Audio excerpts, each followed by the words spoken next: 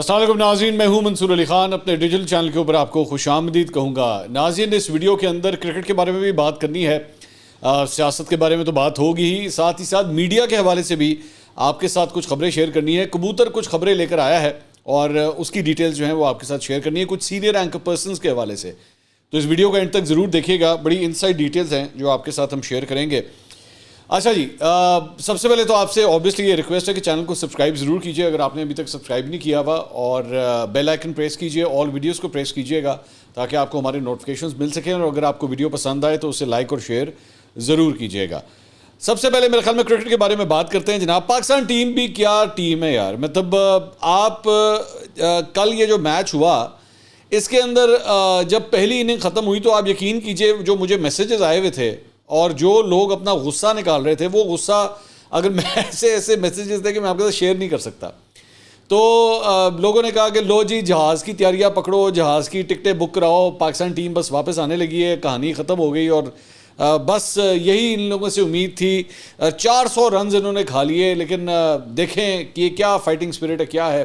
لیکن اس کے بعد جناب فخر زمان آتے ہیں، اور فخر زمان جو ہے وہ ایسی دھلائی کرتے ہیں کہ پورے پاکستان کو ان کے اوپر فخر ہو جاتا ہے، مطلب یہ صورتحال ہوتی ہے۔ اور سونے پہ سہاگا کہ پاکستان ٹیم جو ہے نا، جب مشکل وقت میں ہوتی ہے تو بارش جو ہے وہ پاکستان ٹیم کو بچانے کے لیے ضرور آتی ہے۔ 1992 کے ورلڈ کپ میں بھی بارش نے پاکستان کو بچایا تھا، پاکستان اور انگلینڈ کا میچ تھا، اور ادھر بھی بارش نے اپنا کام دکھایا تھا، اور اگر بارش اس وقت نہ ہوتی تو پاکستان آگے سیمی فائنل اور فائنل کے لیے کوالیفائی نہیں کر سکتا تھا۔ یہاں پہ بھی جو ہے وہ بارش نے اپنا کام دکھایا، اور یہ بھی ہے کہ پاکستان نے بہت زبردست بیٹنگ کی، مطلب فخر نے تو جنہوں کہتے ہیں نا بیٹ ہی توڑ دیا مار مار کے جس کی انتہائی کوئی نہیں، بال ہی پھاڑ دیا انہوں نے۔ تو اس کے بعد آپ نے دیکھا کہ وہ کرتے پاکستان نے 25 اووروں کے اندر 200 رنز کر لیے، اور پھر بارش ہو گئی، اور اس کے مطابق پاکستان جو ہے وہ میچ جیت گیا۔ اب دوبارہ کہانی جو ہے وہ انگلینڈ کے ساتھ ہی آ کے پھنس رہی ہے، کیونکہ پاکستان کا اگلا میچ جو ہے وہ انگلینڈ کے ساتھ ہے، اور پاکستان کو انگلینڈ کو ہرانا جو ہے وہ بہت ضروری ہے۔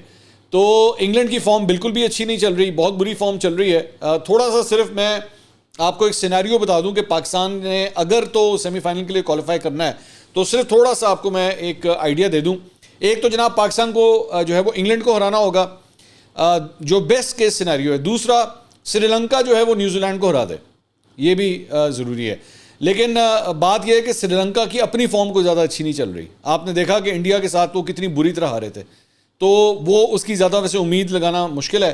اور افغانستان کے جو 2 میچز ہونے جا رہے ہیں اس میں سے ایک میچ وہ ضرور ہارے، کم از کم ضرور ہارے، اور وہ بھی تگڑی ٹیموں کے ساتھ ان کے میچ ہونے جا رہے ہیں، سو وہاں تو یہی امید ہے کہ افغانستان ضرور ہارے گا۔ تو اگر اس طرح ہو جاتا ہے تو پھر پاکستان جو ہے وہ سیمی فائنل کے لیے کوالیفائی کر سکتا ہے۔ لیکن اگر نیوزی لینڈ کے ساتھ جو ہے وہ آپ کا نیٹ رن ریٹ ٹائی ہو گیا تو پھر پاکستان کو انگلینڈ کو کم از کم 130 رن سے ہرانا پڑے گا۔ یہ ایک مشکل ٹارگٹ ہے کہ انگلینڈ جیسی ٹیم کو 130 رن سے ہرانا کوئی آسان کام نہیں ہوگا۔ تو وہی جس طرح ہمیشہ ہوتا ہے، دعاواں کری جاؤ سارے، اور تسبیح پڑھ لو اور دعا کریں کہ پاکستان جو ہے سب کچھ کر لے۔ لیکن یہ ہمارا پاکستان ہے بھائی، میں نے اس کے اوپر بلکہ ٹویٹ بھی کیا، میں نے کہا جی پاکستانی ہو تو چیز جو ہے وہ ادھی قیمت چنا خرید کے لے کے آئے، ایسے ہو ہی نہیں سکتا۔ 400 رن اسی کرنے سی، اسی 200 کر کے جڑا میچ جیت گئے۔ تو یہ پاکستان کے ساتھ ہی ہوتا ہے۔ یہ ایک ایسی ٹیم ہے کہ دنیا جہان کا اسٹیٹسٹین، میتھمیٹیشین اور اپنا سر پھڑ کے بیٹھ جاتا ہے، یار ہے کون لوگ رہے ہیں یار، یہ کیا ہے، یہ کیسی ٹیم ہے۔ بس ہم ایسے ہی ہیں بھائی، ہم ایسے ہیں، یہی ہمارا فلیور ہے، اور ہمیں اس فلیور پہ فخر ہے، فرینکلی اسپیکنگ ہمیں اس فلیور پہ فخر ہے، ہم ایسے ہی ہیں بس۔ چلیں جی آگے چلتے ہیں۔ یہ تو اب کھیل کے میدان کی بات ہوگی، اب نمبر کے کھیل کی کچھ بات کرتے ہیں، اور وہ ہے جناب IMF کے ساتھ جو مذاکرات ہو رہے ہیں ہمارے آج کل، پیسے دے دو سانو $72 کروڑ ان سے ہم نے لینا ہے۔ تو FBR اور IMF کے ساتھ کے درمیان جو مذاکرات ہوئے ہیں اس کی کہانی سامنے آئی ہے، اور FBR کی جانب سے کہا گیا ہے کہ رواں سال مزید 12 لاکھ سے زائد افراد جو ہیں وہ ٹیکس نیٹ میں انہیں لایا جا چکا ہے، اور مزید 10 لاکھ افراد کا ڈیٹا حاصل کر لیا گیا ہے جنہیں ٹیکس نیٹ میں لایا جائے گا۔ اور FBR نے یہ سارا کچھ جو ہے وہ بینکس کی جو ڈیٹیل سامنے آئی ہیں اکاؤنٹس وغیرہ کی، ان کو نوٹسز بھجوائے ہیں، اور اس کے ذریعے جو ہے وہ اپنا ڈیٹا اپڈیٹ کرنے کی کوشش کریں گے۔ تو یہ جناب اندر کی خبر یہ آئی ہے۔ اس کے علاوہ ایک بڑا افسوسناک واقعہ کل پیش آیا۔ سیکیورٹی فورسز نے Pakistan air force training air base میاں والی پر دہشت گردوں کا حملہ جو ہوا تھا، اچھی خبر یہ ہے کہ اسے ناکام بنا دیا گیا۔ لیکن دہشت گردی کے جو ہے وہ 2 واقعات اب ہو چکے ہیں پچھلے 2 دن کے اندر. ایک گوادر کے اندر ہوا اور ایک میاں والی کے اندر ہوا. یہ ایک نئی ویو جو ہے وہ شروع ہوئی ہے دہشت گردی کی پاکستان کے اندر. کومبنگ اور کلیئرنگ آپریشن میں تمام 9 دہشت گردوں کو جو ہے وہ ہلاک کیا گیا. ISPR کے مطابق دہشت گردوں نے علیہ صبح میاں والی ایئر بیس پر حملے کی کوشش کی. ایئر بیس پر متعین دستوں نے فوری اور مؤثر کارروائی کر کے دہشت گردوں کا حملہ ناکام بنایا. ISPR کا کہنا ہے کہ بروقت کارروائی کے دوران 3 دہشت گرد مارے گئے تھے. مشترکہ کلیننگ اور کومبنگ آپریشن مکمل کر لیا گیا اور اس کے بعد 9 دہشت گردوں کو جو ہے وہ ہلاک کر دیا گیا. تو ایئر فورس نے بڑا کمال کیا کہ دہشت گردوں کو جو ہے وہ ٹھکانے پہ لگایا گیا. لیکن اس کے بعد ایک بڑی ہی گندی کیمپین جو ہے وہ سوشل میڈیا کے اوپر شروع ہوئی. اور افسوس کی بات یہ ہے کہ اس میں جو کردار ادا کیا وہ 2 صحافیوں نے کیا. مجھے اس بات کا زیادہ افسوس ہے. موہت پیرزادہ نے جو ٹویٹ کیا, انہوں نے کہا جی, بیسیکلی انہوں نے احمد نورانی کی ٹویٹ کا جواب دیا ہوا تھا. انہوں نے کہا جی نورانی صاحب آپ نے بالکل صحیح کہا, یہ ہوتا ہے حملہ. 9 مئی کو معصوم احتجاج کرنے والوں کو گولیوں کا نشانہ بنایا گیا سیاسی مقاصد حاصل کرنے کے لیے. اب دیکھیں کتنے پکڑے جاتے ہیں اور ان پر کیا مقدمے بنائیں گے اور کیا کہانی سنائیں گے. اللہ پاکستان کے حال پر رحم کرے. صرف اور صرف پاکستان تحریک انصاف کی محبت میں اور 9 مئی کو جو حرکتیں ہوئیں, صرف ان لوگوں کو جو ہے وہ بری الذمہ قرار دینے کے لیے انہوں نے یہاں تک کہہ دیا کہ جناب دیکھا اس کو کہتے ہیں حملہ. مطلب آپ ایک قسم کا اس کو بھی چیئر کر رہے ہیں. جناب حملہ صرف وہ نہیں تھا, حملہ یہ بھی تھا.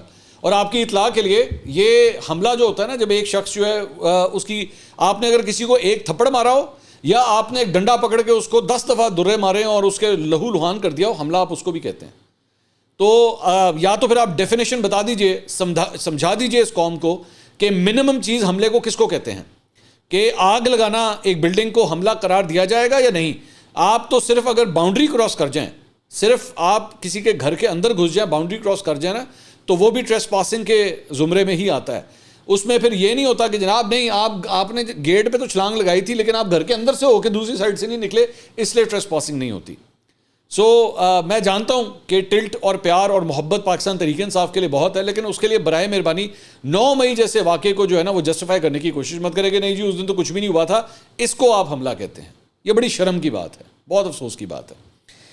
رضوان رضی صاحب نے ایکچولی اس کے اوپر ٹویٹ کیا. انہوں نے کہا یوتھیا آئی ڈیز کی طرف سے میاں والی, گوادر اور ڈیرہ اسماعیل خان پر حملوں پر جشن. کیا اب بھی انصاف کا تصویراتی اساسوں پر ہاتھ ڈالنے کا وقت نہیں آیا؟ حافظ صاحب یا آرمی چیف سے وہ بیسکلی مخاطب تھے کہ آج بھی ایسے ایلیمنٹس جو ہیں وہ موجود ہیں جو فوج کے اوپر ہونے والے حملوں پہ یا ہمارے جوانوں کے اوپر ہونے والے حملوں کو جسٹیفائی کرنے کی کوشش کرتے ہیں اور اس کے اوپر صرف اپنے سیاسی مقاصد حاصل کرنے کے لیے جو ہے اس قسم کی تعبیریں جو ہے وہ دیتے ہیں. اچھا جی, اس کے علاوہ فواد چودھری صاحب کے حوالے سے ہم نے پچھلے ویلاگ کے اندر بھی بات کی تھی کہ ان کی گرفتاری جو ہوئی ہے, تو ان کی گرفتاری کو لے کے ایک بڑی انٹرسٹنگ بات یہ ہے کہ پولیس کا یہ کہنا ہے کہ جی فواد چودھری کو تھانہ آپ پارہ میں درج FIR کے تحت جو ہے وہ گرفتار کیا گیا ہے. اس میں فواد چودھری کے خلاف تھانہ آپ پارہ میں 22 اگست کو یہ مقدمہ درج کیا گیا تھا. مقدمے میں فواد چودھری پر PTI کی ریلی نکالنے اور سڑکیں بلاک کرنے کا الزام تھا. اچھا, انٹرسٹنگ بات اس کے اندر یہ ہے کہ یہ جو مقدمہ ہے, اس مقدمے میں جو باقی لوگ نامزد ہیں ان کے نام بھی بڑے انٹرسٹنگ ہیں, وہ بھی ذرا آپ کے ساتھ شیئر کرتے ہیں. مراد سعید آپ جانتے ہیں کہ وہ تو ویسے ہی اس وقت ان کا پتہ نہیں ہے, انڈر گراؤنڈ ہوئے میں. فیصل جاوید خان شامل ہیں. شیخ رشید صاحب, اب شیخ رشید صاحب چلہ تو کاٹ کے آگے ہیں لیکن اس مقدمے میں وہ ابھی تک گرفتار نہیں ہوئے. اسد عمر صاحب وہ بھی رہا ہیں, آپ جانتے ہیں بالکل. راجہ خرم نواز, علی نواز اوان صاحب ان کے بارے میں بھی آپ جانتے ہیں. فیصل واوڈا صاحب وہ بھی نامزد ہیں اس کیس کے اندر لیکن ان کو کسی نے ابھی تک ہاتھ نہیں لگایا. شہزاد وسیم صاحب, صداقت علی عباسی صاحب وہ بھی چلہ ہی کاٹ کے آئے تھے, وہ واپس آ چکے ہیں اور وہ ایک انٹرویو بھی اب دے چکے ہیں. اب دیکھتے ہیں وہ انٹرویو جو ہے آن ایئر کب ہوتا ہے. شبلی فراز صاحب, ان کے اوپر بھی کسی نے ہاتھ نہیں لگایا ابھی تک. سیف اللہ خان نیازی, شیر رافریدی صاحب بھی جو ہیں وہ گھر واپس آ چکے ہیں, اس کیس میں ان کی گرفتاری نہیں ہوئی. فیاض الحسن چوہان صاحب وہ IPP کو پیارے ہو چکے ہیں, ان کے لیے بھی ستہ خیران ہے. فردوس شمیم نقوی صاحب وہ کراچی سے تعلق رکھتے ہیں. اسد کیسر صاحب وہ اینٹی کرپشن کے مقدمے میں گرفتار ہو چکے ہیں. کچھ پتہ نہیں کہ اگر وہاں سے ان کو کوئی رہائی مل گئی تو موسٹ پرابلی اس کیس کے اندر دوبارہ انہیں گرفتار کر لیا جائے گا. ظہیر عباس کھوکر صاحب اور میجر غلام سرور. تو انٹرسٹنگ بات یہ ہے کہ یہ جس کیس کی بات جس دن یہ واقعہ پیش آیا تھا, جس کے اوپر یہ مقدمہ درج ہوا ہے، اس دن وہ جو احتجاج ہو رہا تھا وہ جناب شہباز گل صاحب کے لیے ہو رہا تھا. یہ سب سے انٹرسٹنگ بات ہے. اور شہباز گل صاحب جو ہیں وہ خود پاکستان میں ہے نہیں، وہ پاکستان سے باہر ہیں. ان کے لیے جو احتجاج کر رہا تھا ان کو جو ہے وہ اب گرفتار کر لیا گیا ہے. اچھا، میری ان کی فیملی کے ذرائع سے بات ہوئی ہے. ان کی فیملی کو ابھی تک نہیں پتا کہ فواد چوہدری صاحب کدھر ہیں. تھانے میں جو ایف آئی آر کٹی ہوئی ہے اس کے تحت تو گرفتاری ہوئی ہے، ہیں کدھر یہ ابھی تک کچھ نہیں پتا. تو ایک اور خبر کے مطابق اسلام آباد کے جوڈیشل مجسٹریٹ احمد شہزاد گوندل کی عدالت نے فواد چوہدری کو بازیاب کروا کر رہا کرنے کی درخواست میں پولیس سے رپورٹ طلب کر لی ہے. فواد چوہدری کے وکیل اور چھوٹے بھائی فیصل چوہدری نے درخواست دائر کی ہے اور عدالت سے استدعا کی ہے کہ فواد چوہدری کو غیر قانونی قید و حراست سے بازیاب کرایا جائے. انہوں نے کہا کہ دن 12:30 بجے کچھ لوگ عام کپڑوں اور وردی میں ملبوس ان کے بھائی فواد چوہدری کو اپنے ساتھ لے گئے. انہوں نے کہا کہ فواد چوہدری کسی مقدمے میں مطلوب نہیں تھے، پھر بھی وہ لوگ انہیں غیر قانونی طور پر اٹھا کر لے گئے. عدالت نے پولیس سے رپورٹ طلب کرتے ہوئے سماعت پیر تک ملتوی کر دی ہے. فیصل حسین چوہدری انہوں نے ایک ٹویٹ بھی کیا. انہوں نے کہا فواد چوہدری کی تلاشی کے لیے تھانہ آپ پر اور کوہسار گیا لیکن وہ وہاں پہ موجود نہیں. آئی سی ٹی پولیس بھی فواد کے متعلق کچھ نہیں بتا رہی. فواد سپریم کورٹ کے وکیل ہیں، ان کے خلاف اگر کوئی مقدمہ ہے اس کی تفصیل دی جائے تاکہ ان کا دفاع کیا جا سکے. خاندان اور وکلاء کو ملاقات کی اجازت دی جائے.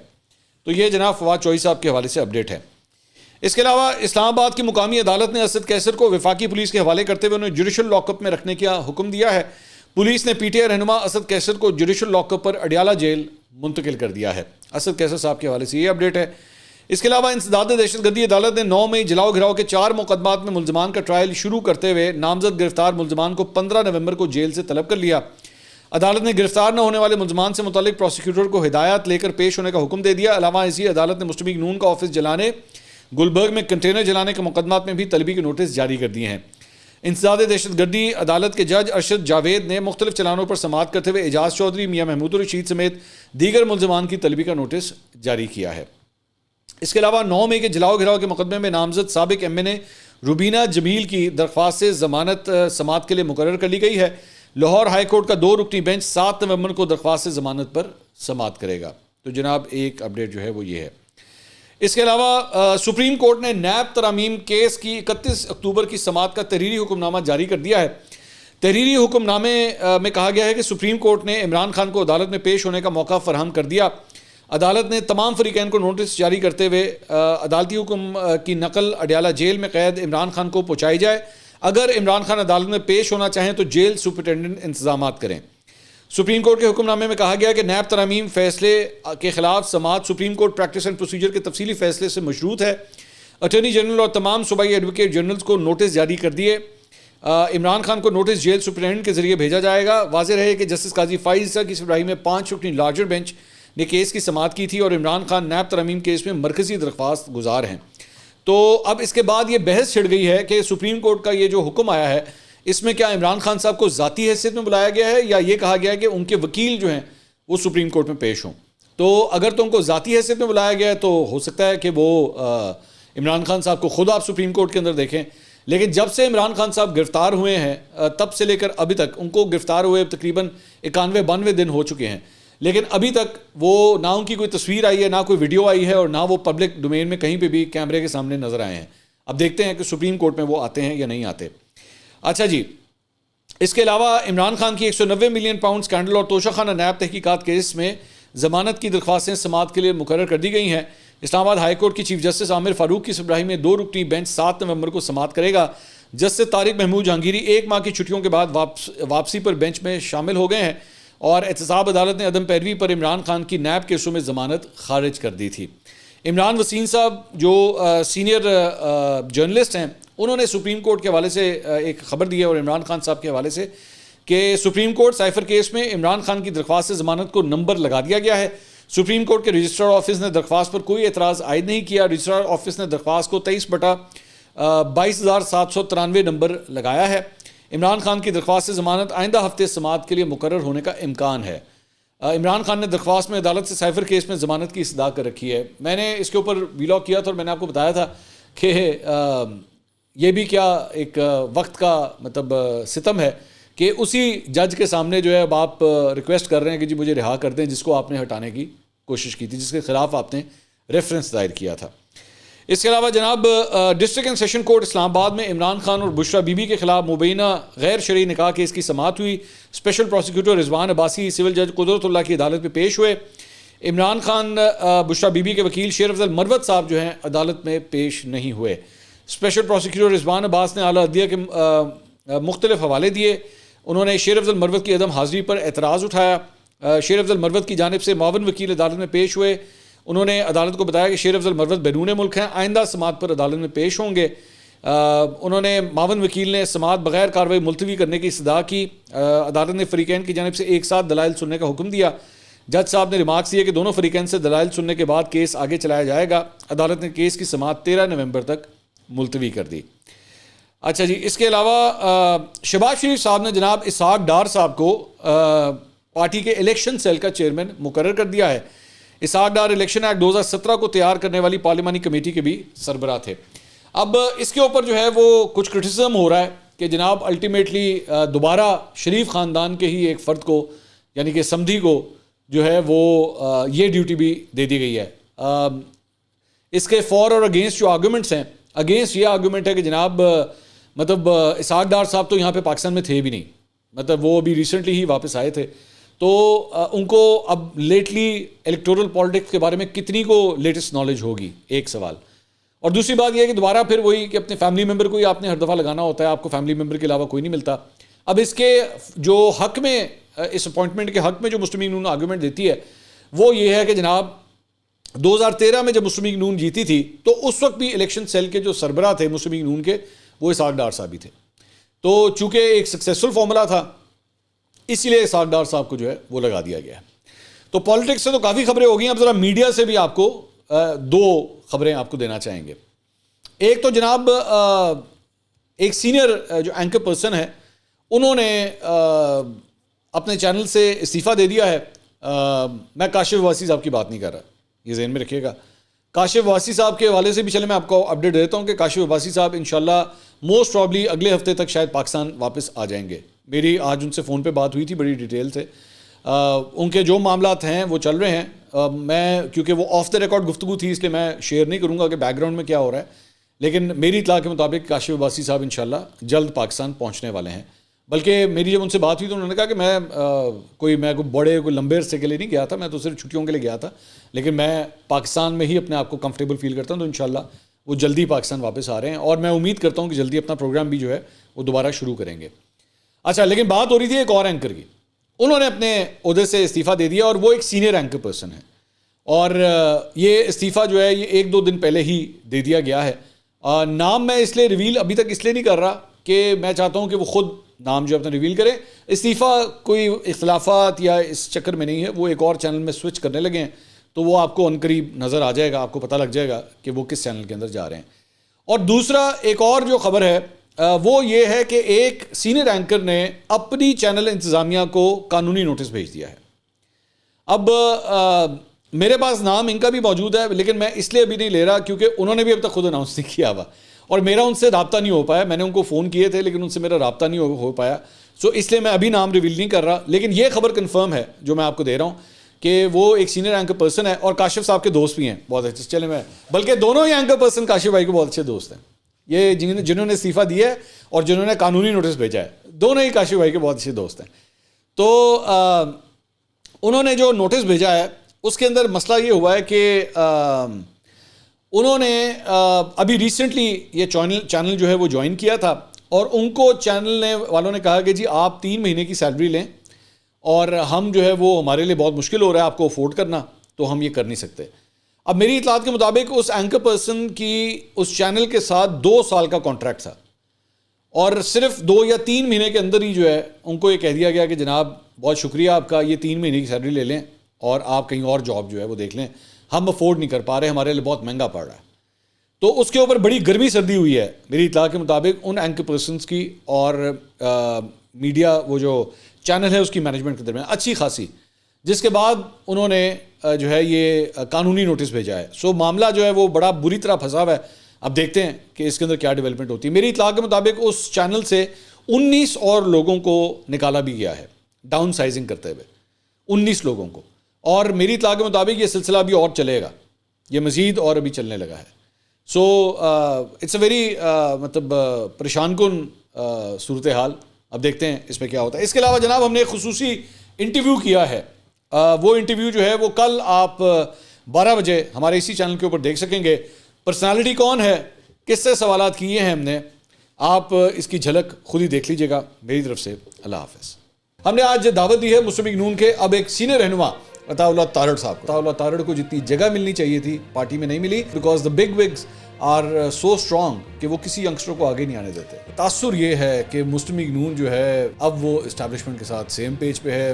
اسٹیبلشمنٹ کی آشرواد کے ساتھ ہی اب یہ الیکشن جیتے گی. اگر جیتے گی 16 ماہ کا یہ جو ٹینیور ہے, تو ایک جو بہت بڑا الزام اور ایک لفظ بڑا ریپیٹ ہوتا ہے آپ لوگوں کی گورنمنٹ پہ, وہ ہوتا ہے فیشزم کا. You were the state minister for interior, اور عمران ریاض خان کو جو ہے وہ اٹھا لیا گیا. سلمان اور قاسم پاکستان میں نہیں, ورنہ آپ لوگوں نے ان کو بھی نہیں چھوڑنا. وہ ایک اشارہ آپ نے کیا تھا پنجاب اسمبلی کے اندر, میں تو وہ اشارہ کر کے بھی نہیں کرنا چاہیے نا, وہ میری ویڈیو بین ہو جائے گی.